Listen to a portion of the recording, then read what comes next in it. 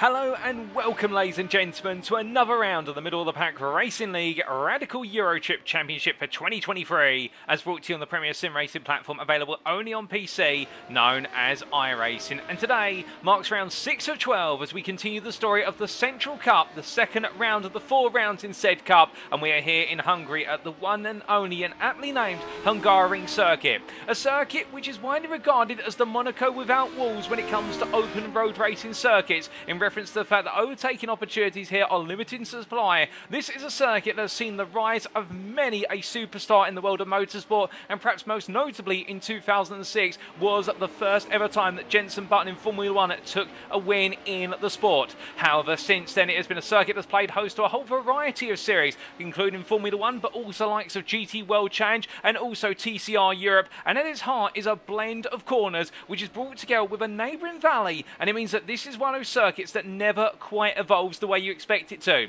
Whereas many circuits, when you go racing at them, you'll find that as the rubber is laid down, the circuit becomes grippier, it becomes more aggressive, and drivers can attack it more. Given it's situated in quite a deep valley in the region of Mogyoród town, it means that this circuit normally has high winds blowing over it, and therefore the track never quite evolves in terms of having that rubber stay on the circuit, and it means that the best laps at this circuit can be achieved at any point, arguably perhaps at the beginning of the racing. But as all our drivers get ready to go racing today, let's take a look at that schedule for this post-round broadcast being brought to you live. How the racing action itself occurred as of what was Wednesday earlier this week, back on Wednesday the 18th of October 2023, but it's fine Saturday the 21st of October. We're bringing it to you as if it were live for your viewing pleasure, and our schedule for tonight is as follows: times in British Summertime BST, Universal Coordinate Time +1 at UTC +1. And as we can see, in just under 12 minutes time, we're going into our qualifying session, 15 minutes in duration. All the drivers make their way out into circuit in the 2 class-specific sessions, and come the end of it, who will be coming out on pole and who will be perhaps having to fight their way through the order and perhaps having to do the impossible here at the Hungaroring,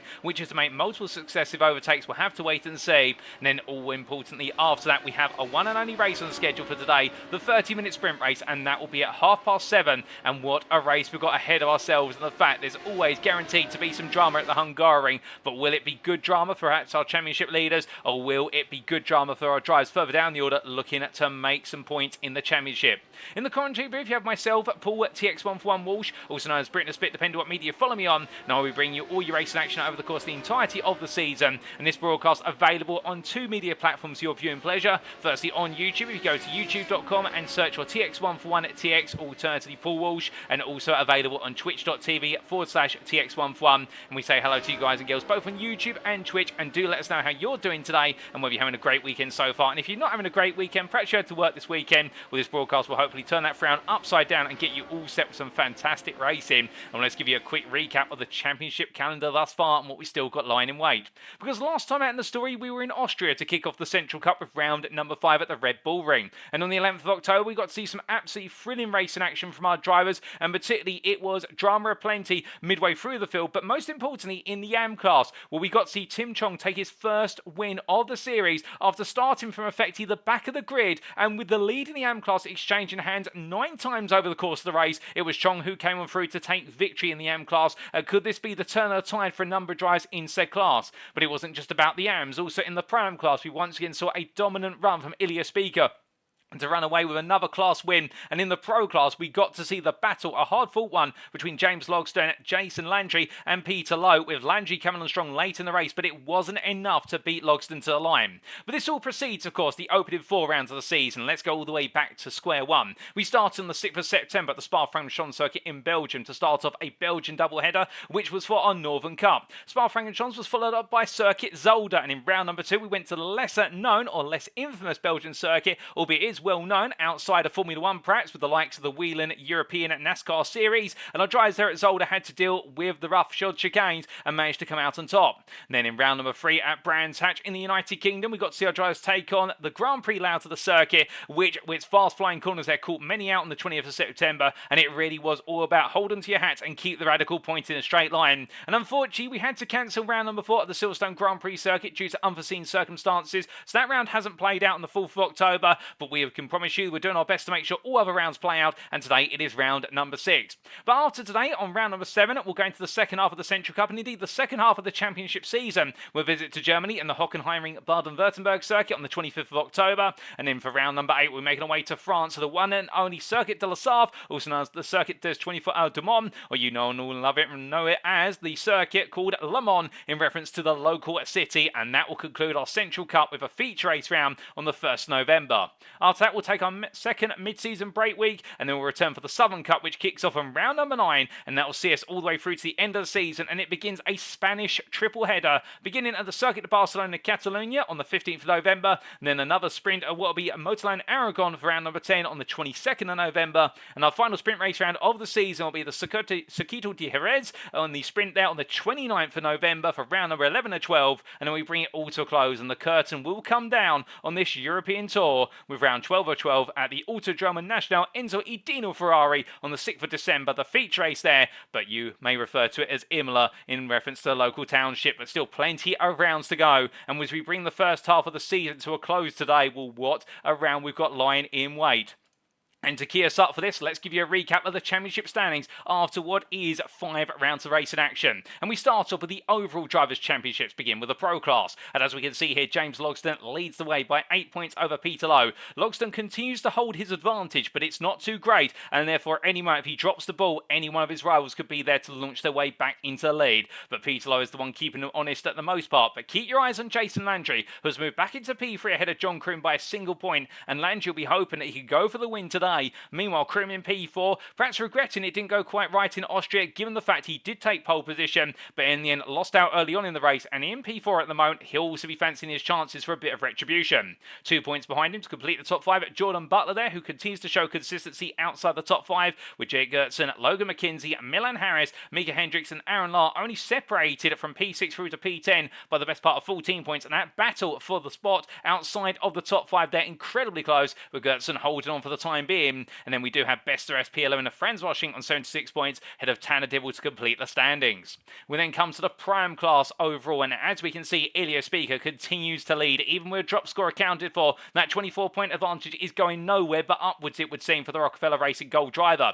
John Lauzon will try and keep him honest for AlphaTauri Change Silver, and Lauzon really has come back into strong form after what's been some great results over the last 3 rounds of racing, and therefore Lauzon will be the man to watch out for. And can he find a way to bring Speaker back down to earth? Or will it be Adam J. Ballard in P3 there on 100 points, who now falls to P3 with Lauzon jumping ahead of him for the first time this season, and he's only 1 point clear of Mike Young, with Charles Hosey completing your top 5. Outside the top 5, Jay DeVries a further 2 points behind, ahead of Dustin Dosviez, and then we can see Avon Dorsey, Jermaine Warren and Keith Wilfred complete your top 10, with Lee Porter and Sammy Hendricks P11 at P12 there, and still trying to scramble to bring down Keith Wilfred into their clutches, but will they be able to do so today? And then come to the AM class, last but not least, and J.R. Davies leads the overall AM Championship on 91 points with the great result last time out of the Red Bull Ring, seeing him move up into what he didn't take the win, but he was able to make the most of the shuffle of results in order to take the lead, but he's only 5 points clear of the man who is finally seeming to find his form, albeit the Red Bull Ring would suggest he's still got a way to do so given that late spin. Samuel Bernardi, the favourite going into the season, finally finds himself in P2, and can he take one step further to take the lead today? That will be the challenge that confronts him. Kevin Manning, meanwhile, in P3 on 80 points. He's got to keep an eye on his 6 with Dan Vitchuk not too far away. And then Tim Chong, with that great result last time out, moves into P5 on 74 points. The best part of 8 clear of Jesse Jamison Jr., who's only 1 point clear of Mark Senegal, with Glenn Bratton, Nicholas Villa and David Turn completing the top 10. And note that James Kingsbury in P11 at Best DRS is only Best DRS on result countback versus Turn, but otherwise they're equal on points. Behind the P11 driver, it's Roger Ganesh, 4 off, followed by Nick Bader, Ian Henry and Billman DaCosta to complete your top 15. And then we have Nick Yakubov, Stephen Shalafew, Braden Mailing and Doug Palmer completing the standings. Now we come on to the individual Cup Championship standings for the Central Cup. Keeping in mind, of course, the points are now revised for only round number 5. And as we can see, Logsdon leads the way by 2 points over Jason Landry after his win last time out. Head of John Kroon there completes the top 3. And Peter Lowe equal on points there when you consider fastest laps and pole laps accounted for in terms of those bonus points. Outside the top 4, Jordan Butler in P5 on 39 points. He only has 1 point over Jake Gertson, with Aaron Lahr, Logan McKenzie, Tanner Dibble and Milan Harris completing your top 10 on all drivers who competed in a round of the Central Cup. Then going to our prime drivers in at the Central Cup Championship standings, Ilya Speaker 6 points clear and already trying to run away with things in the early stages ahead of John Lauzon, with Mike Young completing the top 3 and only 2 points behind Lauzon. I expect there'll be some sparks between the two of them today. Keith Wilfred and Lee Porter complete your top 5, with Avon Dorsey and Jermaine Warren round off the top 7, and all drivers have got points thus far. And then we come on to the AM class. And as we can see, Tim Chong there leads the way by 2 points over J.R. Davies, and that really goes to reflect the tumultuous race last time at the Red Bull Ring, with Chong and Davies both picking up some huge results on the podium of the AM class, and Samuel Bernardi in the end fighting through to P3, but I think remembering what could have just been a win if he hadn't have got it wrong. Kevin Manning, meanwhile, in P4 there, a further 3 points behind, 1 point clear of Roger Ganesh, and then Ian Henry, Glenn Bratton and Mark Senegal complete your championship standings. Now we come on to the Teams Championship. This is overall for all points accrued over the course of the season so far, and Rockefeller Racing Gold continue to lead, and their advantage extending on 356 points to 277 of Reverse Grid Racing. But credit where it's due to Reverse Grid Racing, or RGR in short, in the fact they've moved into P2, they've leapfrogged over Bear Pope Zero and also Team Bear Pope, and they're doing well to hold on to that P2 position. And it looks though that whilst Rockefeller Racing Gold are starting to break away with the lead and are becoming the favourites, the battle for P2 is getting ever closer by the round. And Sunday GT Turtles would also add their name to the mix, only 8 points off of Bear Pope, within there being a 13-point gap to DNA Motorsports. Rockefeller Racing Green and Red, P7, P8 there, only 6 points between the two sister teams, and they'll both be in a little bit of a battle to try and get themselves into the top 5, or at least ahead of DNA Motorsports tonight. And it's AlphaTauri Challenge Gold and AlphaTauri Challenge Silver who complete your top 10. Outside the top 10, Photon Clan in P11 there with some good points on the board, 158 in their rivalry for P11 with Slipstream Sloths, who picked up a major points haul as a result of the win from Tim Chong last time out. And then Flavor Station Racing and Middle of the Pack Racing complete your team's championship standings overall. But let's go from our standings then for our circuit today. And as we can see, it's the Hungaroring. There's only one layout available, and it is the traditional Grand Prix layout. This circuit originally being designed and opened for the purposes of running a Formula 1 race in Hungary. Indeed, the idea being to have as many Formula 1 Grand Prix on the European continent over the course of what was the transition from the 80s to the 90s. But as our drivers get set and ready to go in at the circuit that lies close to the town of Mogyoród in Pest County of Hungary, they'll be taken on a circuit, as you can see from the circuit map provided to us by iRacing.com. Thank you to them for their brilliant simulator and the wonderful track mats that come with it. They'll be racing on a circuit that is full of twists and turns, and as they charge away across the start-finish line and embark on the 14-corner circuit, they'll find those corners provide very little relief to go onto a straight and look to do old-school drag racing or slipstream-based style racing. For as they head down towards turn number 1 on the long start-finish straight, the longest straight on the circuit, they'll battle under breaking it into the open and hairpin corner, where it's all about that late apex and getting back on the throttle as soon as possible to charge up towards turn number 2. Then coming into the downhill braking zone, they have to deal with the off-camber corner as best they can do so, remembering it switches back to a sharp right-hander at turn number 3, where we could see quite a few two-wide battles go all the way through turns 2 and 3 and up the hill and towards turn number 4. And as our drivers rise the way up the crest into the blind apex left-hander, it's all about dealing with the fact they go from an uphill rise into a slight downhill inclination for the apex and have to keep the car on circuit as best as possible for winding the way through the backhand turn number 5, the right-hander, will bump in the road as well, catching our drivers out potentially before they make their way into the chicane of turns 6 and 7. But as they come on through the right into left there, the chicane, they'll then go into the sweeping S's section of turns 8 and 9, which has low speed corners by comparison with turns 10 and 11. As the circuit begins to open back up, the direction changes finally calm down, and then it's the downhill straight up towards turn number 12. The sharp right angle corner will wait our drivers there, heavy on the brakes they'll go, and that'll be where we could see some overtakes or lunges. And as they make their way through the right hander, it's then into the switchback hairpins of turns 13 and 14, where it's all about trying to maximise your exit speed to go up towards the next corner, and particularly coming out of turn number 14, trying to nail that exit to carry the speed onto the start-finish straight and either feel safer on your rivals into turn 1 or go for the overtake on the next lap. As we come from our circuit map then, 12 rules for today. Let's give you a reminder, setup-wise, drivers will run a fixed setup as provided by the Middle of the Pack Racing League, with car fuel loads restricted to 46%, which means we're not expecting any pit stops in our sprints, but we will have a pit stop in our feature races. Qualifying-wise, an open qualifying format shall be used lasting 15 minutes as split into 2 equal halves. The AM class take to the field for the first half, the first 7.5 minutes, and then we'll see the Prime and the Pro classes take to the field for the latter half of the session. And as for the race itself, the race shall start by a double file rolling start, as is the tradition of this series. entries, and the formation will be held up to the green flag. Each driver has one fast repair available should they need to come into the pits for repair work, or they may need to come into the pits for a drive-through penalty, and that's if they've accumulated 18 or more instant points. And should we see a major incident on the open lap, we may deploy the safety car as needed, otherwise the safety car shall not be deployed during the race at all. But that's enough rules, regulation, everything in between. You're all here for the racing, and well, as we get ready and set to go, ladies and gentlemen, we do look to the pit lane right now, and we look to off in the distance there, the Rockefeller Racing at red driver J.R. Davies, who leads the AM Class Championship. And well, I can tell you today, we've only got 23 drivers in attendance. It's going to be quite a quiet field compared to what we're used to, as our secondary cameraman there obscured by the barrier, but there is J.R. Davies' car, a little bit closer up, but our cameraman not able to get a good shot on the car. But the 2A driver, I think, will try and capitalise on the opportunity today. But another driver who'll be looking to do that as well is Peter Lowe, as the Bearpoke Zero driver makes his way out of turn 5 and in towards turns 6 and 7, all ready to go. And well, we can't even catch a breather before we go into qualifying, ladies and gentlemen. Check the flag out in this practice session, and we are going to step away for 30 seconds to go into qualifying, but we will be right back to see how our drivers get on in the session that perhaps matters most today.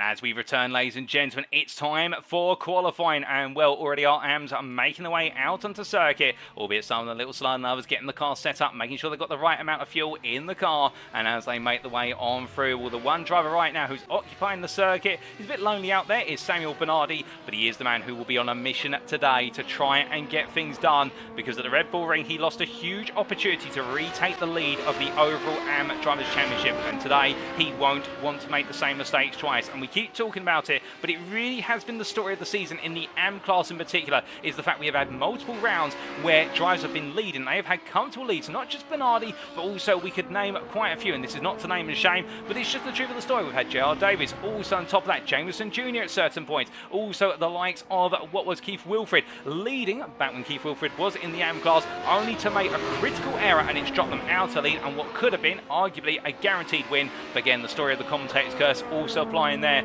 But Bernardi makes his way on through with only 6 AM drivers here today. You can imagine they'll all be feeling as though this is a huge opportunity to score some big points in the championship. But do keep in mind, that's why we have drop scores as well, so that way our drivers do not need to attend every single round in order to have a competitive shot at the championship crown. They only need to attend a certain number of rounds, and I do believe there are 2 drop scores this season, but do keep in mind that every round is worth the same amount of points. There's no promise that you'll get more points if you attend a feature race but drop a sprint race, or vice versa, and that's why it's all about fairness here in the middle of the pack racing league and full transparency, as Bernardi there using the runoff area into the final corner to open the corner up a little bit more, and well, he'll get away with that once or twice, but I don't think he'll be allowed to get away with that too often as he makes his way down towards turn number 1 and goes on to his first flying lap. And as he does so, heading down towards that braking zone, well, the Hungaroring, a circuit not really known for gaining too much advantage by running wide out the final corner. Indeed, this is not the likes of the Japanese circuit of Fuji, where in the past, in both sim racing and real world motorsport leagues, rules have actually had to be put in place with regards to the runoff area on the final corner because of how wide it runs,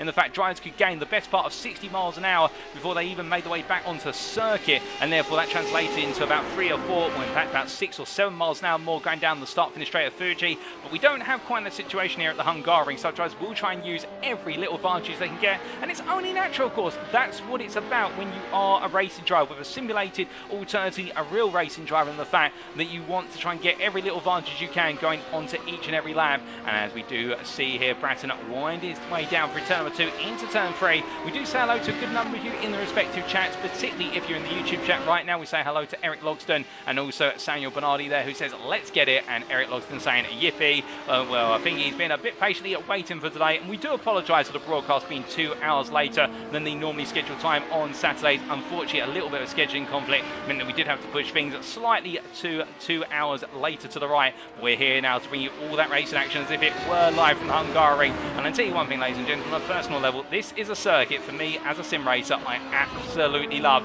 because it's a circuit which is absolutely unrelenting on the senses, and the fact that, you have a middle section of the circuit where it's this constant barrage of direction change, and it's not just in terms of sweepers, there's also a chicane thrown in, and in sweepers that get gradually faster, and you have the contrast with hairpins in the final and the first sector. It's got a little bit of everything here in terms of technical driving, also off-camber versus on-camber, albeit primarily off-camber corners, and that makes it a thrilling circuit to drive around as Bernardi sits the first time in the session at 42.383. He's put the bar up there. Now, can anybody raise it higher? That'll be the big question. As we look to Kevin Manning, he's gone purple in at what is sector 1. As he comes to the end of Sector 2, which is just about now. What's it going to be for Manning? Well, he does go purple in Sector 2. Jameson goes at P1 there on a 41.275. So Jesse Jameson Jr. Good. Oh, goodness me. And Manning losing it out of turn number 12 into the barrier there. And I think getting a little bit greedy with the loud pedal, or the throttle, if you will, coming out of 12. And it's so easy as well to run a little bit deep out of 12. The idea is you want to run onto that exit curb. And we'll ride on board while I drive shortly to give you an idea of what we're referring to at turn number 12. But at the same time, those curves, those exit runoff curves, do not offer as much grip as the tarmac itself, and therefore when you get the power down, the tyres are on it. So it would have been the left-hand side tyres, particularly that rear left tyre with these radical engineering machines powered by 3.7 litre V8, providing the best part of which 370 horsepower. We imagine trying to get the power down there and the car just letting go, and with that, with the light chassis as well, no more greater than 600 kilograms when you put the driver into the mix. Well, you put 2 and 2 together there, it's very easy to pick up some power oversteer and send the car off the circuit into the barrier, and exactly being demonstrated by Manning there as he loses it through 4 and catches it but into the barrier once again. But meanwhile, one driver right now as he makes his way on through the final corner. We're going to jump on board with him, Samuel Bernardi, as he takes us around for a flying lap of the circuit of the Hungaroring. So he makes his way up towards turn number 1, goes original pole on a 39.487, trying to go in fast now, and then down towards turn number 1, looking to his left-hand side of his brake marker and braking about 80 metres from corner apex, trail braking into the apex, down to second gear, and now back on the throttle, and immediately load the preload differential up and actually plant the throttle as he makes his way down towards turn 2. And notice now, he'll brake a little bit earlier here, braking at about 70 metres from corner apex, but lets the car go deep, and then sweeps in for a very late apex to set up the running spree, bring the car to left, and then go charging over the apex curve at turn number 3, and now up towards turn number 4. Very technical sequence there, and now the technicalities are only going to get more explicit as he comes into 4. Blind braking zone there, bring the car in from 100 metres off the apex, and now coming in towards turn number 5, and wait for it, bring the throttle in, feed it now, absolutely go attack here, as he now makes his way up towards the chicane of turn 6 and 7, onto the brakes here, just by the marshal's post, approximately 75 metres from corner apex, second gear as he makes his way through, and now it's all about the left into right combination, down to third gear, bring the car over to the left for the purposes of turn number 9, balance the throttle, wait for it, it's a very tight corner, and now coming over to the right hand side, flat out through turn number 10, and now into turn number 11, just lift off the throttle here, let the car roll in, drop a gear as well to help retard the car and bring it around. Nicely done there from Samuel Bernardi, and now making his way in towards turn number 12, braking about 90 metres from corner apex, using the left hand side entry curve as his marker, and then coming out of the corner and in towards turn number 13, fighting with the steering wheel there as he ran a little bit wide in order to open up the corner's exit. As he comes out 13, uses the pit lane entry, they're allowed to do that, and now into turn 14, decides to take a tight approach into the corner here and turn it into a V-shaped corner rather than more U-bend style hairpin. Well, I think it's going to work for Bernardi here. He is going personal best in sectors 1 and 2, and he goes even faster overall, a 39.089, one more lap available to him, but a lovely lap there from Samuel Bernardi. And I can tell you one thing, ladies and gentlemen, that is a man who absolutely understands the nuance as the Hungaroring, and the fact he is 1.2 seconds faster than any of his rivals right now, well, it goes to show, as meanwhile Jesse Jameson Jr., currently the next closest driver, as he makes his way on through there in the 271, as he comes on through at the long right hander and up towards the next braking zone he'll go. He will get another lap in here with 10 seconds left on the clock. And he does improve in the final sector, but improves by 2 tenths on his previous best. And Glenn Bratton, meanwhile, on an out lap, well, Bratton will not be able to deliver any more flying laps here, given the fact, in fact, I think Bratton has already been towed back to the pit lane. So Jameson, Bernardi, both going in for one more lap here. And with Bernardi, I think it's just a question of how high he can put himself on that overall grid. Again, to remind you, we do not segregate the classes on the grid. However they qualify overall, it's where they start on the grid. And as we can see, Jameson decide to park up. Bernardi, meanwhile, will take your pole position then in the AM class, subject to confirmation those lap times are valid, but I suspect they are. And Bernardi right now, the 39.089, has set the bar very high in the AM class. And I think this could do him well to put him right in amongst the drivers for what will be the top 10 here today. Could we see Bernardi qualify inside that top 10? We'll have to wait and see. But meanwhile, as he now cools things down to a degree, we have got the pros, and the pros making the way on around there. We'll keep an eye on Bernardi's time in case he does go even faster, given he is on a valid lap. But right now we are looking to the other pair of classes out on the circuit, so we will have the remaining 17 drivers now making the way on through.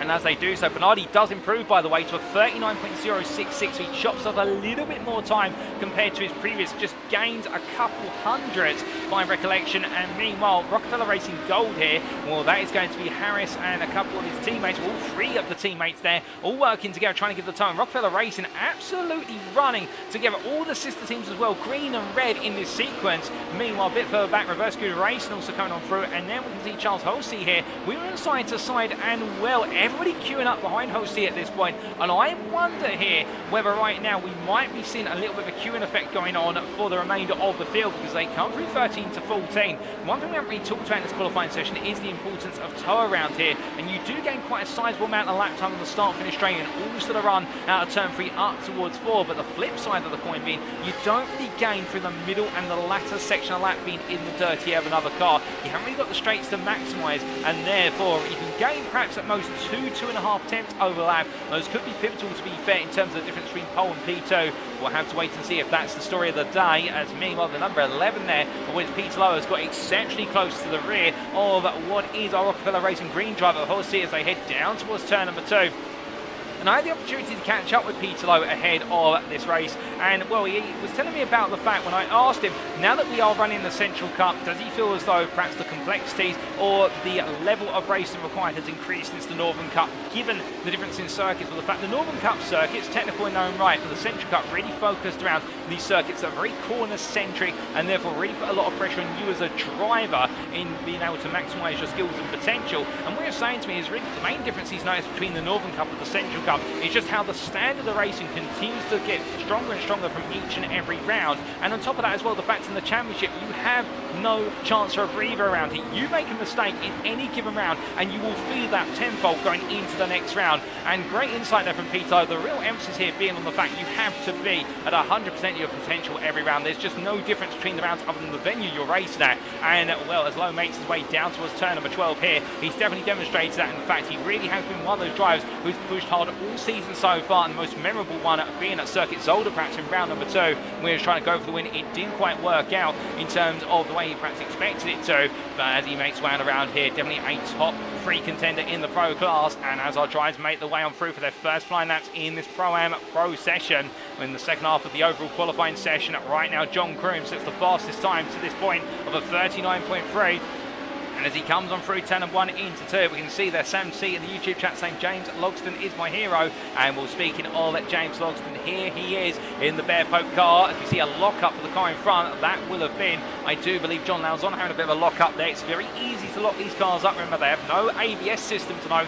All of the anti-lock braking system is done by the man in the chair in the car. And indeed, it's driver done as they make the way up towards turn number 3 here. But the point being, Logston right now, he's got himself in a nice little window. He will be feeling the draft off of the back of Lauzon's car, but I don't think it's going to perturb it too much. We do know that Logston is very comfortable when he runs behind another car. We've seen this from him, not just in the Radical car, the Radical SR8, which our drivers are running.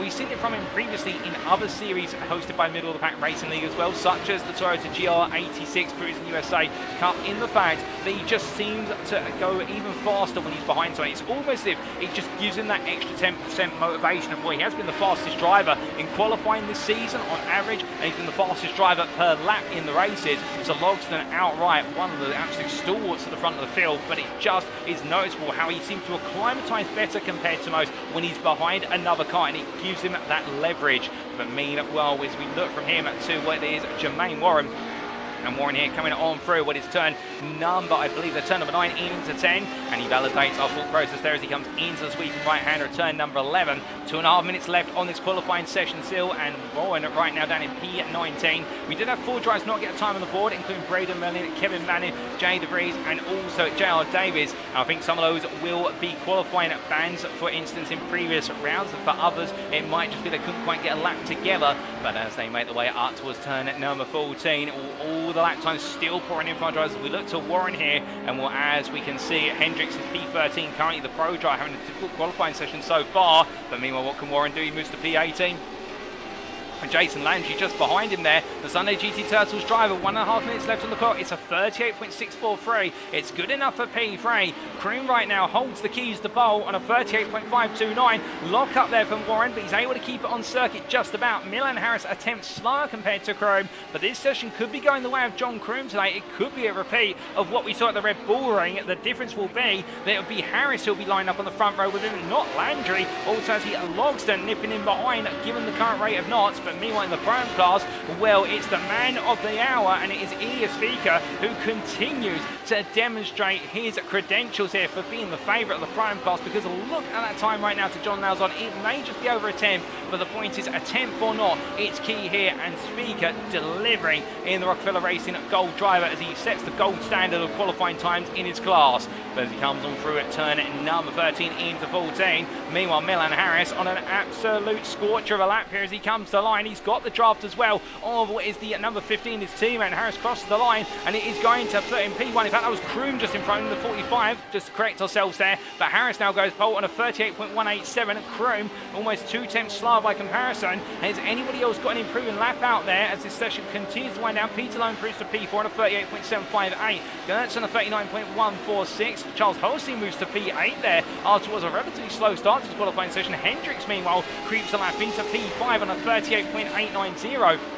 As he comes on down to the right-hander, we just show you the weather conditions with regards to today as they appear on the right-hand side of your screen. And as you can see, track temperature 29 degrees centigrade, ambient 26 degrees centigrade. And as we said earlier, this is a circuit that doesn't evolve like most circuits, and the fact that track temperature will gradually come up, but the grip levels do not normally change. So therefore, that's why you're seeing these laps are improving, but they're not improving as drastically as perhaps we've seen in other qualifying sessions, because the circuit grip level is staying constant. The main difference is the tyres and the fuel in the car are improving. But as we do now hide the weather gauge there, and meanwhile our drivers make the way on through here, it's the final laps available now, given the fact in terms of we haven't got very long left in this qualifying session. The checker flag is out, so everybody now making their way on in. Jason Landry is in from potential pole position on 38.064, but meanwhile, what could happen here between John Kroom and Milan Harris? They're both going for it. Harris has gone purple in sector 1. Kroom, meanwhile, personal best in sectors 1 and 2. He's only what is 3 tenths off of Landry, and Harris is only 1.2 tenths off. Could we see Rockefeller Racing Gold jump back onto the front row? Will Kroom cross the line? It's only good enough for P2.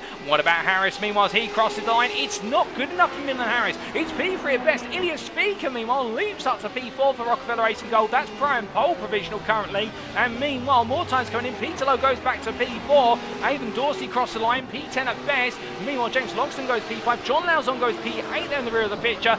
Jordan Butler goes P6. And we have also got Mika Hendricks cross the line, moves up to P7. And last driver to put a lap in will be Tanner Dibble. But Landry right now, presuming that lap stands, it's been good enough by 16 thousandths to take pole position over John Kroom. And meanwhile, Tanner Dibble, as he makes his way through the final corner here, well, he's currently P11. He's on an improving lap. Can he dethrone Samuel Bernardi from a top 10 start? And he will in the end. Bernardi will start P11 as your pole sitter, as Dibble has gone P7 in the end on a 38.679. But look at that, ladies and gentlemen. Top 9 separated by 7 tenths. That's the closest we've seen this season in qualifying, and only 200ths, if that, separating pole position from second place. It's been a phenomenal qualifying session here at the Hungaroring. Track position being so key in the eyes of our drivers, and will that be the story today when we go into the race? We'll find out soon, but it's going to be Landry on pole in the pro class, subject to confirmation, and overall then Ilya Speaker starts P9 overall, but be on pole in the prime class, and Samuel Bernardi P11 overall starts starts on pole for your AM class. And well, will they be bringing home the win? They'll perhaps assume they will be. But again, you can't take anything for certain here in the middle of the pack racing league. Radical Eurotrip Championship for 2023. We've already seen drama in each and every round. And I think there might be a bit more twist in the tail today, as we are now only moments away from going to the grid. As our drivers have made their way onto the grid, this is how they'll line up for our one and only race today. It is Jason Landry confirmed as your overall and pro pole sitter there for Sunday GT Turtles by 12 thousandths in the end over John Croom for Rockefeller Racing Gold. Then behind them on row at number 2, it will be Milan Harris Rockefeller Racing Gold and Bear Pope Zero's Peter Lowe. Then we'll have James Logsdon starting P5 for Bear Pope, joined by fellow pro driver DNA Motorsports Jordan Butler. And then we have on row number 4 the pro of Tanner Dibble for DNA Motorsports and the prime pole sitter of Ilya Speaker for Rockefeller Racing Gold. Completing the top 10 on row number 5, it's Mika Hendricks for Alpha Touring Challenge Gold and John Lauzon for Alpha Touring Challenge Silver. Congratulations to them, both inside the top 10. Header Samuel Bernardi, who starts P11 as your AM pole sitter for Rockefeller Racing Red, and he'll have for company Jet Gertson for Reverse Grid Racing starting P12. On row number 7, it's Avon Dorsey for Rockefeller Racing Green and Rockefeller Racing Red's Keith Wilfred. And then we will be seeing on row number 8, Charles Holsey for Rockefeller Racing Green and Justice Jameson Jr. for Photan Clan. We then have on row number 9, Aaron Lahr, the privateer, joined by Glenn Bratton, the privateer. Completing at the top 20, then on row number 10, it'll be Jermaine Warren for middle of the pack and Reverse Grid Racing's Jay DeVries. And then we'll have on row number 11, the last complete row of the grid. It's an all-AM row in the form of the privateer of Braden Milling and Kevin Manning for Photan Clan. And then on the final row of the grid, starting P23, will be J.R. Davis for Rockefeller Racing Red there. No qualifying time said. He'll have to do it the hard way from the back of the field. But as all the drivers get themselves ready to go, well, we have now got the partial formation lap getting underway. And whilst we did have 23 entrants listed on this race, I do believe Jermaine Warren, Jay DeVries and Braden Mellin might be starting from the pit lane or not starting at all due to technical issues with their cars. Warren's going to be starting from the pit lane, I've had confirmation, but DeVries and Mellin will not be taking part in this race due to technical issues. So we have had 2 effective retirements before we've gone green flag racing. But meanwhile, as our drivers now make the way through only 2 quarters, turns 13 and 14, no time to warm up the tyres, no time to heat up the brakes. It is going to be a cold start into turn number 1. Could we see some lockups? Could we see some drivers run wide? We'll have to wait and see. This Hungaroring circuit, no stranger to creating brilliant racing action, particularly in what is pursuit racing. But as they head into the final corner, it is going to be Jason Landry who takes us to the green for 30 minutes of racing here in round number 6 of the middle of the pack Racing League Radical Eurotrip Championship 2023.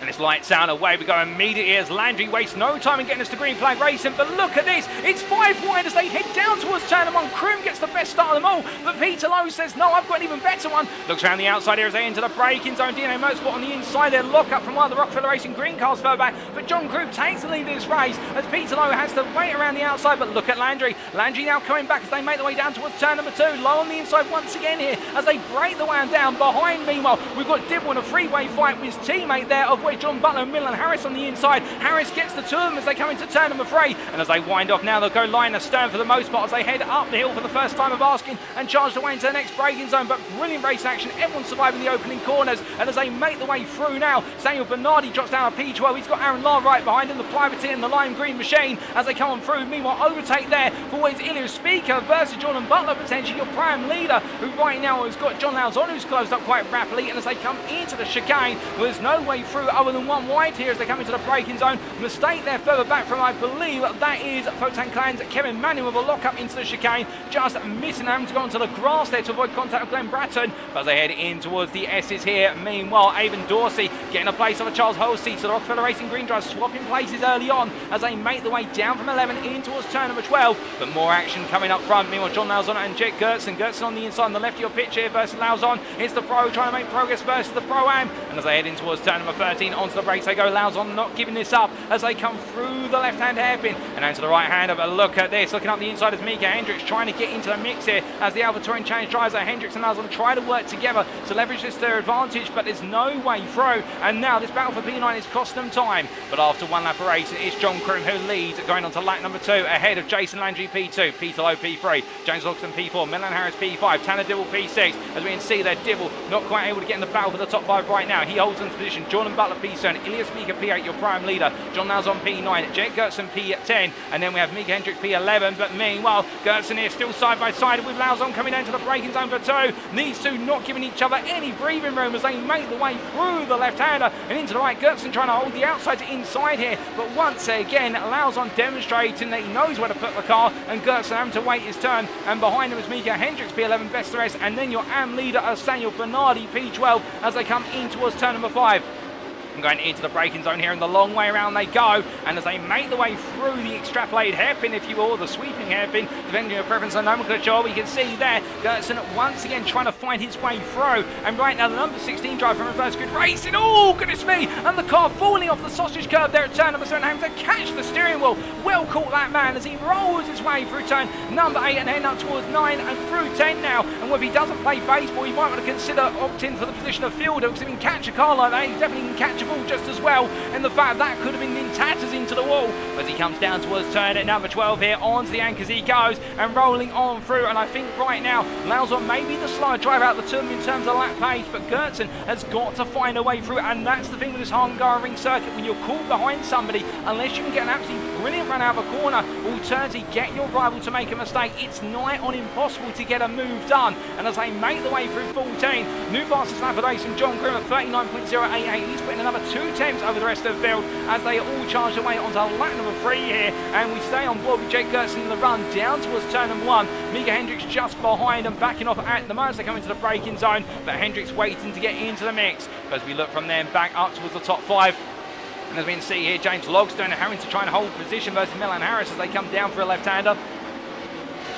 And goes very deep, however, and he catches the car just in time, but that's not a position he wants to be in, going that deep through turn number 2. That'll put some excess temperature into the right-hand side tyres, and now behind them, Tanner Dibble, Milan Harris, well, it's going to be Dibble who goes around the outside there. Harris backing off before the braking zone for turn number 4. You can go too wide up the hill, but going through the apex too wide, you both have to drop at least 20 miles an hour compared to your normal speed in order to make it, so therefore both drivers opting to work together here. As the saying goes, the enemy of my enemy is my friend, and at this point they're playing the role of being friends to one another, so that way they can chase down James Logsdon for P4. But I can imagine the gloves are going to come off soon enough as they make the way through turn number 9 up towards 10. But looking from them back to the AM class here, with one man who's on a mission right now is Votan Clan's Kevin Manning after a difficult qualifying session. And right now the American trying to make some progress, chasing after JR Davies as they come out of turn number 9 into 10 and 11 themselves here. And the Golf Machine right now in that mirror ball livery, commemorated of course the older Porsche racing liveries of the day, as we had some smoke go up there on what is the exit of turn number 11. I wonder if somebody's got it wrong. They're coming through the corner to catch the car,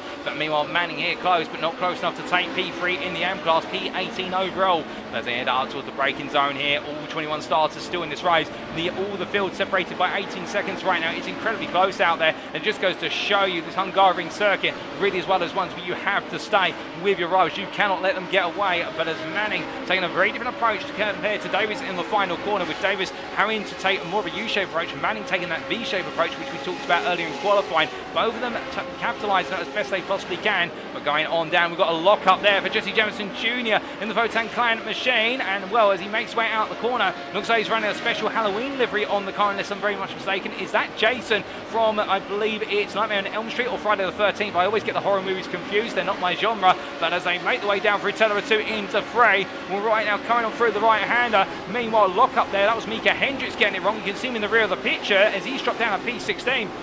And Hendricks with a mistake, a rare mistake from the number 73 driver, and right now be kicking himself for that one because he's lost a lot of time. But as we look back here to Manning versus Davis, well, right now Manning's still there and on the back of his roll, but he just cannot find a way to bring that gap down enough to give him a move as they head into the chicane. But as they come through right into left here, meanwhile we must look to the front of the field, or will we, as we've got a car off, and that's Jameson Jr. who makes a mistake out of turn number 7. He's got the car back on track, but as we can see there, the car's shaking a little bit. But will it stir him to move forward again? We'll have to wait and see, but he drops down a P21. But as he heads on through, meanwhile, we look back up to your leaders here, ladies and gentlemen, and this is John Croom versus Jason Landry. They have put a gap of what is 2.5 seconds for Peter Lowe behind. And as we ride on board and look back from the rear of the Rockefeller Racing Gold driver, well, still, we have got the best part of 23.5 minutes of racing to go. It's a long race, and a new fastest lap of the race now in the form of 38.297. But then it's shattered from Jason Landry to Tanner Dill on a 38.292 as they head in towards turn number 1. It's only thousandths the difference, but every thousandth is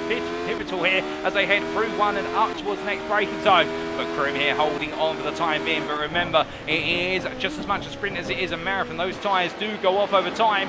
Meanwhile, a bit of a change going on further back in the battle for P15. That is, I do believe, Avon Dorsey here battling with Keith Wilfred, and also getting into mix is Hendricks. They almost go 3 wide down to turn 2. Lock up in front of Charles Hosey. Meanwhile, 3 wide, they're going on through. Oh, goodness me. And that is, I believe, Hendricks and also Keith Wilfred and Avon Dorsey, all 3 of them collecting the incident. It looks like there's a bit of net code involved in that, in terms of, I don't think there was an initial rub between what was Dorsey and Wilfred's car, and then Hendricks going around as well after that. Well, it's an absolutely dismal display for all 3 of them in terms of what could have been, but I think there they'll be wondering exactly how they made contact one another. At least our camera angle seems to suggest it was net code, but as they make the way back up to speed right now, definitely a difficult moment and one to recover from. They've got the time to recover, given there's still 22 minutes of race to go. Indeed, that clock just gradually ticking away at 1 second a second as they make the way through the chicane and onwards towards turn number 8.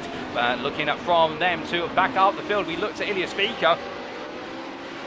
So Rockefeller Racing Gold driver here leading the class quite comfortably currently as he heads out of turn number 12 in towards 13. He has got Jordan Butler behind him and also James Logston. But remember, it's Brown driver ahead of 2 pros, and now you might be wondering at this point, well, why doesn't Speaker just let them go? Well, remember, drivers score points based on overall finishing position, not class finishing position. They gain bonus points in the Prime class if they're on the podium, which is 3 for a win, 2 for second and 1 for third, and the same in the AM class. That is not given to the Pro class, however, but otherwise our drivers want to take every position overall, and thereby that encourages them to fight against other class drivers, and that's what makes this series highly unique, and perhaps one of the reasons why it's such a strong series and brings so many drivers to its grid here at the Middle of the Pack Racing League, in the fact that it does have the unique point system, which is much loved by drivers. It encourages everybody to fight with one another over the course of the racing, but also be mindful of their class championships at the same time, and that is a dilemma which you have to multitask, as well as also making sure to keep the car on the circuit at all times.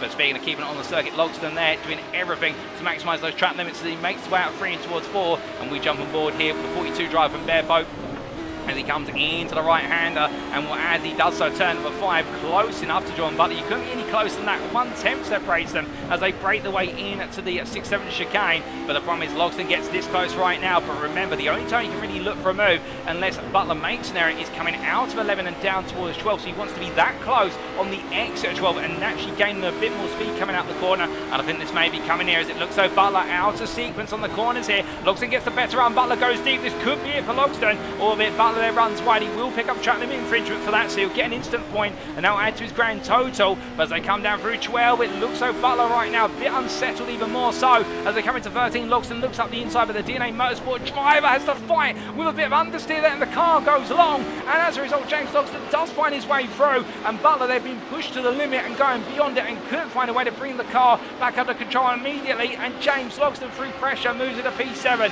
But as they make the way onto the next lap, meanwhile looking a bit further down the order, we look to Charles Halsey in the rear of your picture. He's chasing after Aaron Lahr, and the Rockefeller Racing Green drives in fact just been passed by Aaron Lahr towards the end of the lap. The move was made into turn number 13 as we understand it, so these two right now swapping places. And meanwhile further behind, Mika Hendricks here, well, he finds himself in a long line of cars, albeit with a damaged rear wing, and he's trying to find his way past what is there J.R. Davis as he heads into the break-ins over turn number 1. He does so. Keith Wilfred comes in hot as well, and I think the Rockefeller Racing red teammates here trying to negotiate one another as Hendricks goes round and the car's into the wall. And for Mika Hendricks, it's all gone from good to bad to disastrous. It's a tow to the pits as well, and that could be Hendricks' race over unless he can get that fast repair sorted after the tow time and get back out on circuit. But that is a dramatic halt to his race, as meanwhile the battle here to the bottom end of the top 20 rages on, and Kevin Manning finds himself under some pressure from Avon Dorsey and also Jesse Jamison Jr. And you'll remember that Jamison Jr. got it wrong at the chicane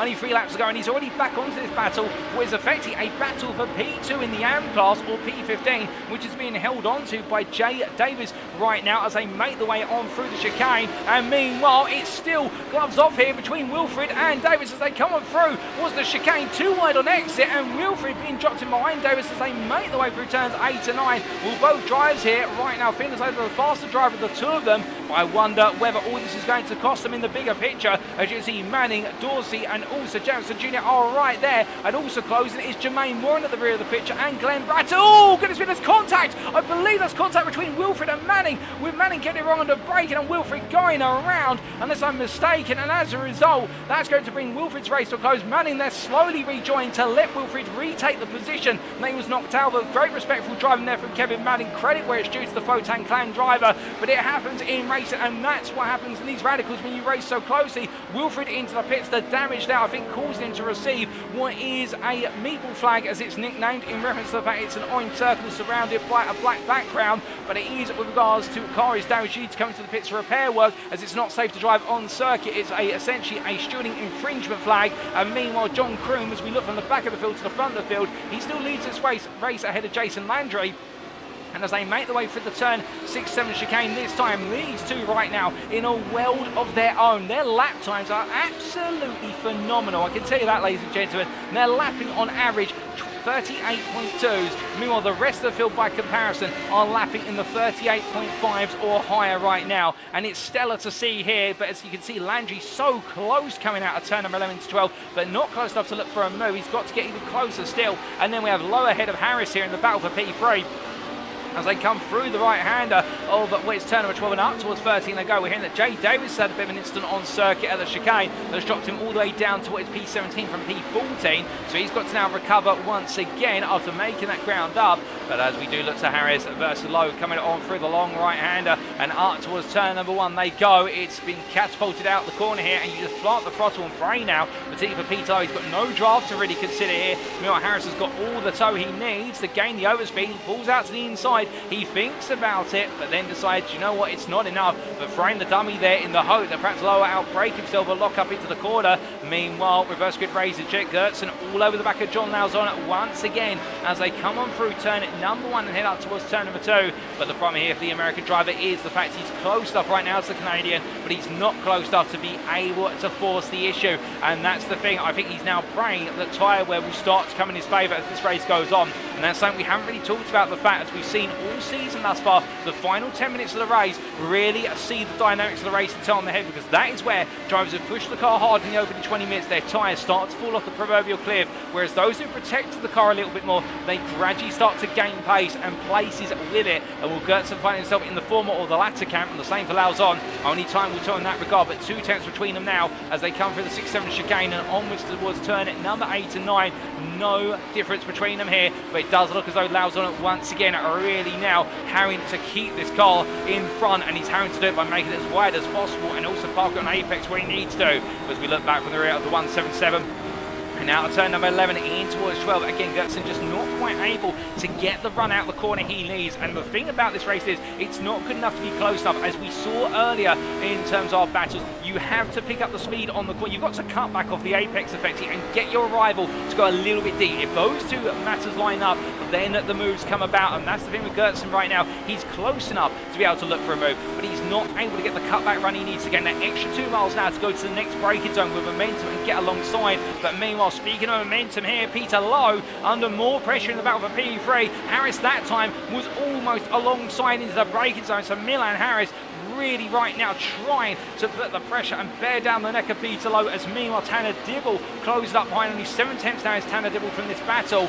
But as they make the way down through turn 2 into 3, I'm hearing there's been a bit of drama in the AM class further on down. There has been an instant for what is Jesse Johnson Jr., but meanwhile, oh my good lord, and what on earth has happened to Jordan Butler? He's into the wall there coming out too. He rejoins, but I think there's some damage on that radical, and right now as he tries to get himself back up to speed, he's fighting with the steering wheel a little bit, trying to see where the car's not pointing straight, but he's got it back together. And what I think there might have been an altercation between Jordan Butler and Ilya Speaker, because in the same breath Ilya Speaker's dropped down from what was P6 at the time to P9. Unfortunately, we can't get you a replay of what's happened due to limitations of looking back at an iRacing replay file, but what we can see is Jake Gertson has got it wrong coming out of what is the chicane, and as our cameraman tries to find Gertson, he's gone round there on the exit of turn number 7 into the barrier almost for reverse good racing. And right now Gertson trying to bring himself back together. We have had a change of leader in the prime class, and it is this man who now leads ahead of the Speaker behind. And Speaker there, I think, struggling with something on the car, as John Lauzon now leads the Canadian driver AlphaTauri Change Silver as he makes his way in towards turn number 13. But We're going on through the left-hander and all the way out towards turn number 14. Right now, fortunes are coming the way of the Canadian.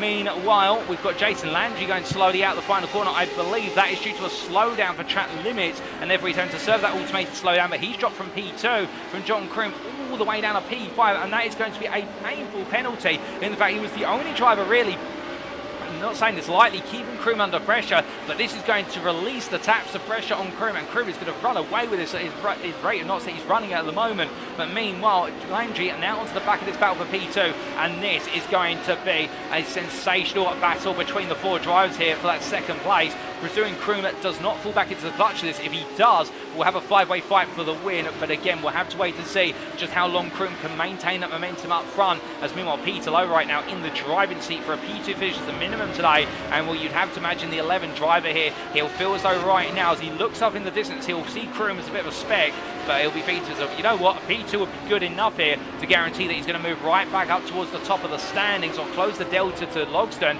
Logsdon meanwhile down in P6, a little bit off of this battle, and therefore I think it might be damage limitation today for Logsdon, as his pace just does not seem to be matching up with the pace of the drivers in front of him. But meanwhile, we look from our pros in the leading top 6 to our pro driver in P10 here of Aaron Lahr, the privateer, who finds himself in a bit of a medley with Ilya Speaker just in front and then behind Jordan Butler. But Lahr all over the back of Speaker, but goes a little bit deep there into turn number 11. Will it cost him as he exits the corner? Well, not quite so. In fact, I think Speaker, with whatever happened coming out of turn number 2, it's done some significant damage to Speaker's car, because you can see the pace of that car has fallen away. I would also imagine perhaps the tyres are very hot, and therefore he's trying to cool them down by running the car quite gently by comparison. But of course, when you run the car more conservatively, you naturally lose pace in the car. So it's essentially a question of, do you push hard and risk the tyres getting even warmer, or do you take the pace out of the car? And he's doing the latter to be safe, but he's losing that time by comparison versus Lauzon, and then just making his way through the camera foreground with Samuel Bernardi there, your AM leader, P8, currently in a very comfortable P8, as meanwhile Lahr looking for the move here, looking up the inside versus Speaker into turn 1. It's going to be a textbook attempt to move, and well, he's read the textbook absolutely perfectly there, gets 10 out of 10 on the examination, as Speaker not being able to run it up to the inside into 2, and Aaron Lahr takes P9 off of his rival. As they come down through the left-handed, downhill they drop and in towards turn number 3. We still do have the best part of 11 minutes plus the final lap of this race to come, ladies and gentlemen, and it could all turn its head just yet. As I'm hearing, we've had Jesse Jameson Jr. just leave the pit lane. Look at my content brief window and I can see it's confirmed. So Jameson now P20 in this race, and therefore still trying to stay alive in the hunt for some key points here. So long as he finishes within 5 laps of the race winner, he will be classified as a finisher and will be awarded points. That's the rule set that is being at race 2 here. But meanwhile, as we do see there, the Rockefeller Racing Group, it's gold ahead of red, followed by green. And I can tell you one thing right now, whilst they all may belong to the same overall team, the sister team drives it all squaring off against one another, and Speaker goes a bit wide, and that is going to release both Wes Butler, and also, in fact, that's not a Rockefeller Racing red car, that is a DNA Motorsports car that's coming through in the form of what is Jordan Butler. And then you do have behind him Charles Halsey, who's trying to really put some pressure on the number 72, but Butler here coping with the pressure very well indeed, as he makes his way up into turn at number 13, as he comes on through the long left-hander here, that hairpin that never seems to end. Will turn 14 awaits him, and he has started to open that gap back up once again. We're coming on through the final corners, going to the next lap. Meanwhile, we look to your race leader here of John Croom, and with that 4.1 second advantage over Peter Lowe, it's literally defined there in a single picture.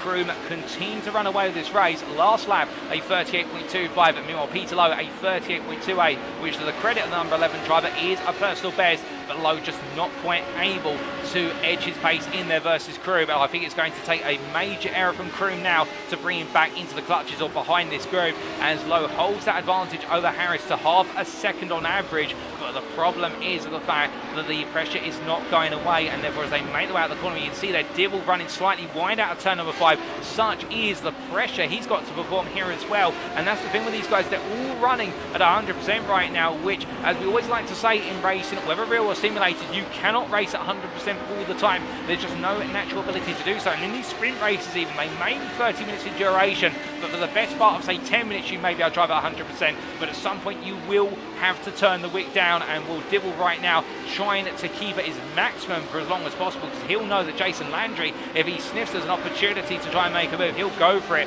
as they make their way towards turn number 13. It's that dynamic right now, which at any point really puts these drivers on the edge of making an error, or the edge of adhesion, as we like to say, in the fact that they are giving it everything and putting the car through its paces.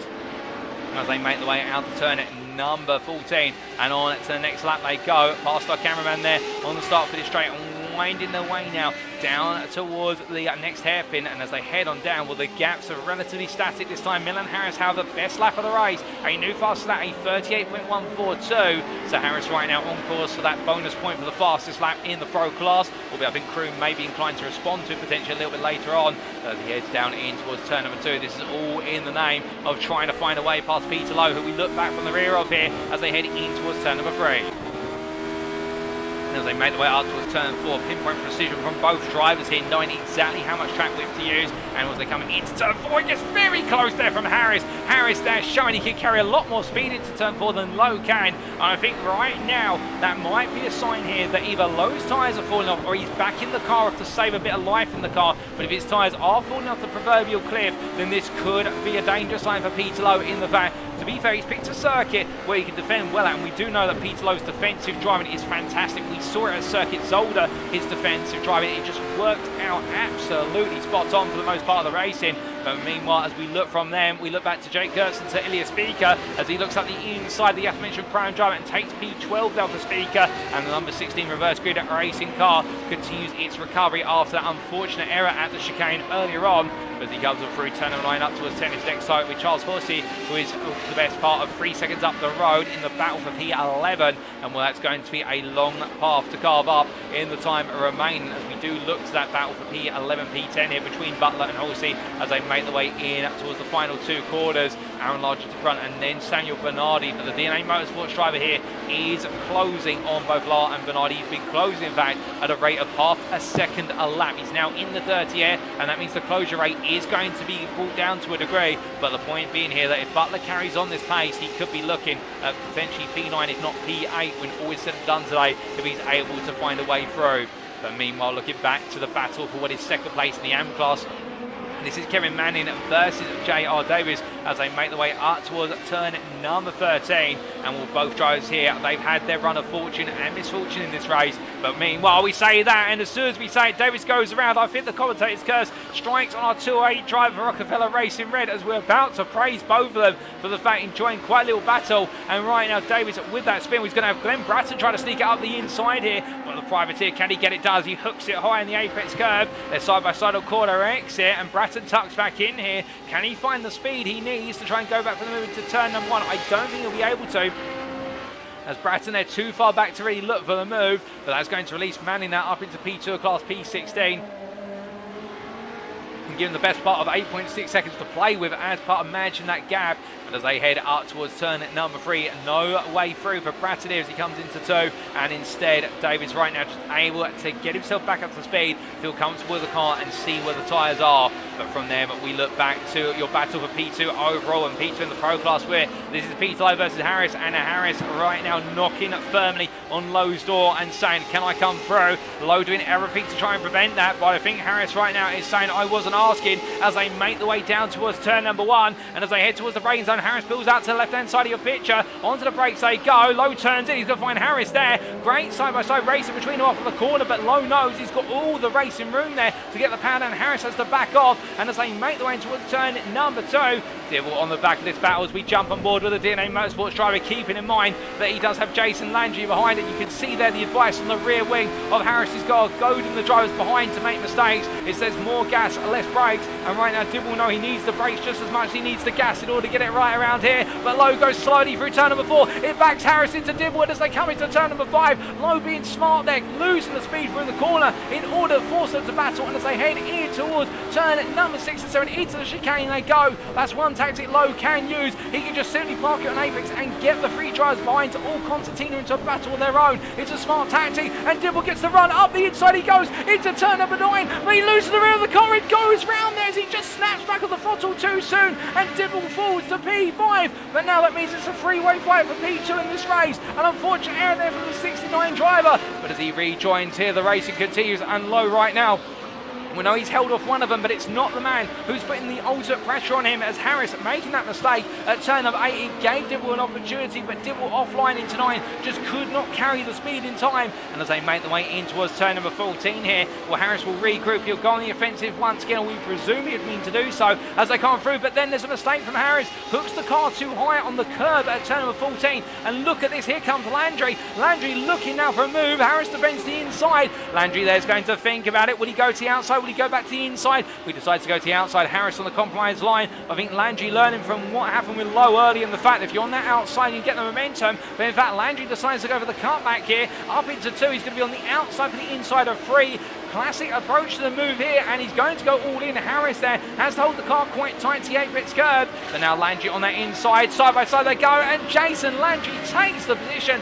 Brilliant race in between the two of them and moves up into P3 in the closing stage of this race. I think Harris may have just simply got it wrong with regards to that error at turn number 8, and whatever's happened there, I think it may have just put a hot spot on one of his tyres, perhaps on the front left tyre, which really took the battering over the curve at turn number 8, and right now he's losing the pace here. But to be fair, all 3 of these drivers negotiated this battering absolutely fantastically, as Samuel Bernardi says, what a race at the front, and let's not forget there's racing at the back as well, or in the midfield at least, as this is Warren versus Dorsey as they come through turn number 3, and right now that is going to be Jermaine Warren still trying to find a way past Dorsey for P14. He can't find it, but side by side they go up the hill, but Warren they're being made to lift off, and the fact there's only one way through turn number 4, and as they come into 5, Dorsey right now really struggling in the closing stages of this race. The tyres are starting to go. Warren meanwhile, the pace has come on leaps and bounds in the last couple of laps, but as he dances his way through the chicane there, nobody wants to go onto that raised curve, the sausage curve being absolutely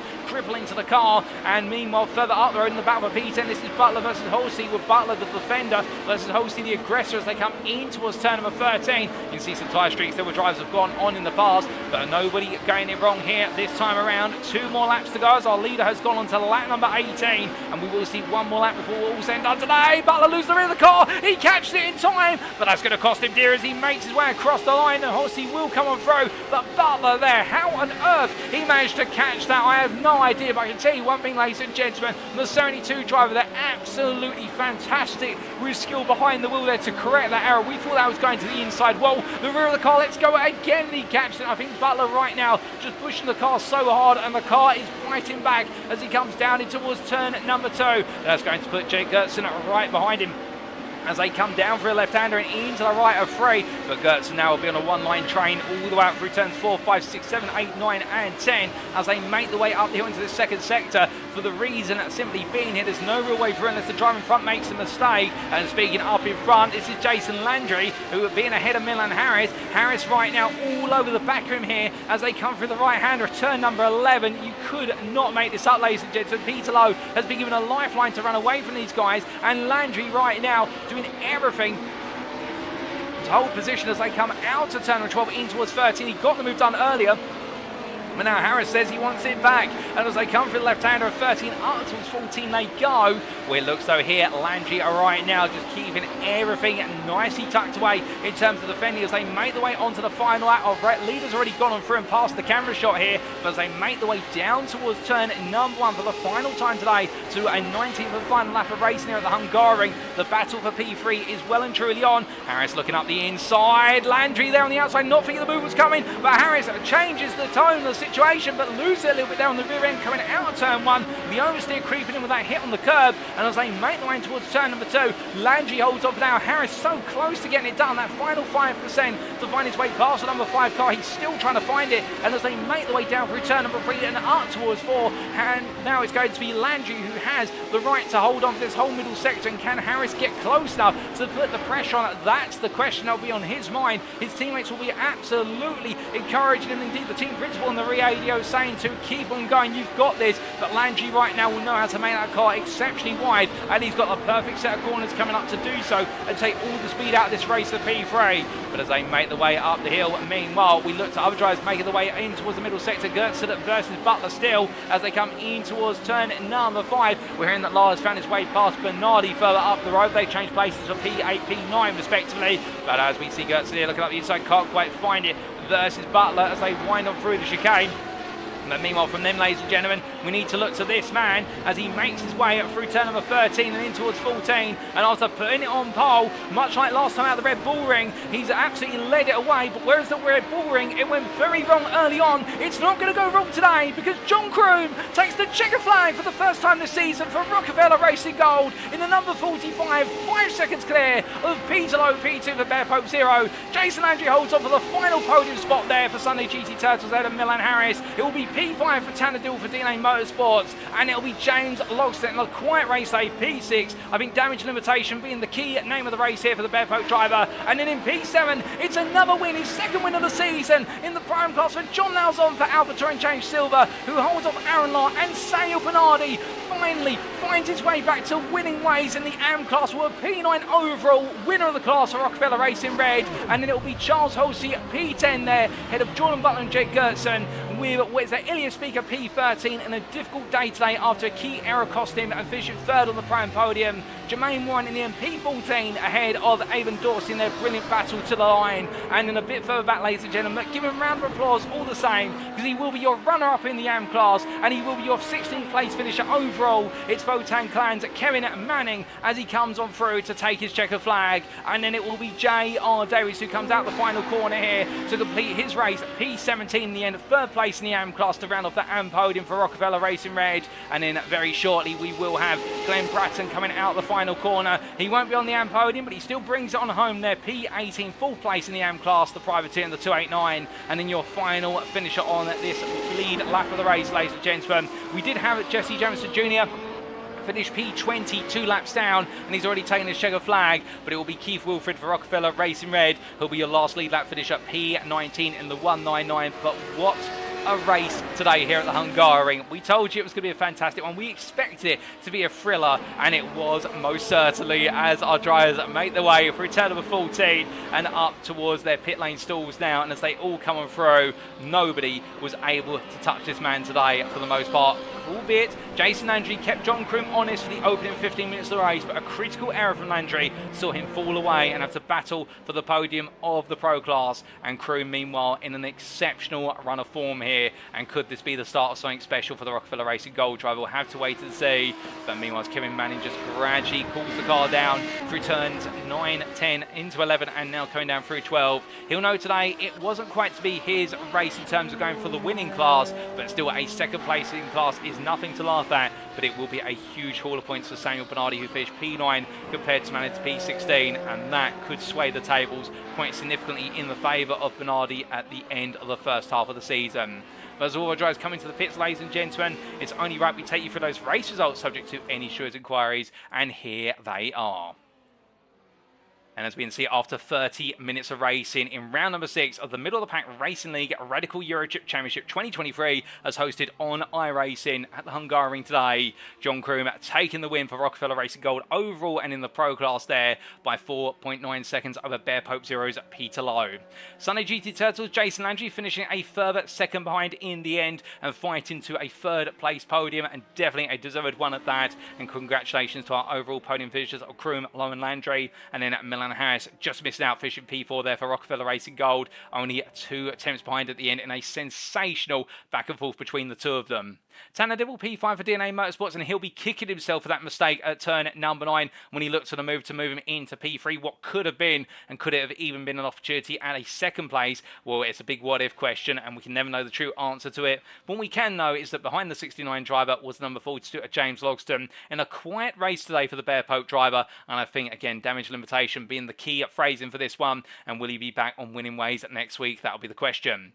John Lauzon at P7 there, your prime winner for Alpha Touring Change Silver, a further 8 seconds behind, but that won't bother him. What will make him absolutely pleased, I can imagine there's a huge grin on his face already, is the fact he's been able to make it his second win of the season in the 177, and the Canadian driver being followed up by fellow countryman Aaron Lahr, the privateer, P8. Samuel Bernardi, P9, his first win of the season in the AM class. The American driver for Rockefeller Racing Red finally getting it done on the 6th time of asking, and what a drive today for Bernardi. No mistakes whatsoever. And Charles Halsey completed a top 10 there for Rockefeller Racing Green. They only was 6 tenths behind and 6 tenths clear of best of P11 at Jordan Butler for DNA Motorsports. Jake Gertsen at P12 there for Reverse Grid Racing, not quite able to find his way past Butler in the end, and their brilliant battle for the best part of 20 minutes. And then we see at P13, Ilya Speaker, your third and final finisher in the Pro-Am class to complete the Pro-Am podium of what is John Lauzon, Charles Halsey and Ilya Speaker there. And the Rockefeller Racing Gold Dryer being followed up by middle of the pack Racing's Jermaine Warren, with Avon Dorsey completing your top 15.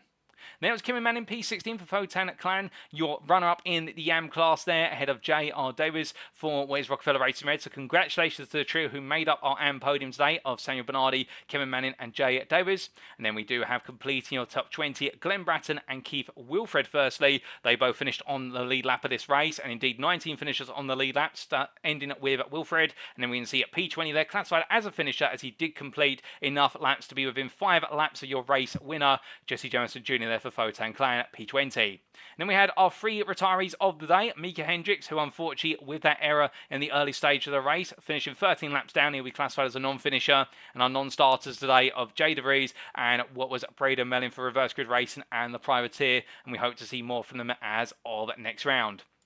Now, going on to the individual class classifications here, John Kroom, your winner in the Pro Class, as we always start off with the Pro Class, and taking the win by 4.9 seconds for Rockefeller Racing Gold over Bear Pope Zero's Peter Lowe, within that further 9 tenths of separation to Jason Landry for Sunday GT Turtles. The top 5 being completed by Milan Harris and Tanner Dillwell, and James Knoxon P6 ahead of Aaron Lahr, who did well to keep Jordan Butler and Jake Gertsen at bay, and then Mika Hendricks, your sole retiree and non-finisher in the class for Alpha Touring Change Gold. And then come on to the Pro-Am class. And here we can see 3 bonus points today for your race winner, John Lauzon for Alpha Touring Change Silver, ahead of 2 points extra for Charles Halsey for Rockefeller Racing Green, and 1 extra point there, finishing 13 seconds behind for Ilya Speaker, the Rockefeller Racing Gold driver, known what could have been today, but still he'll pick himself back up ahead of the next round.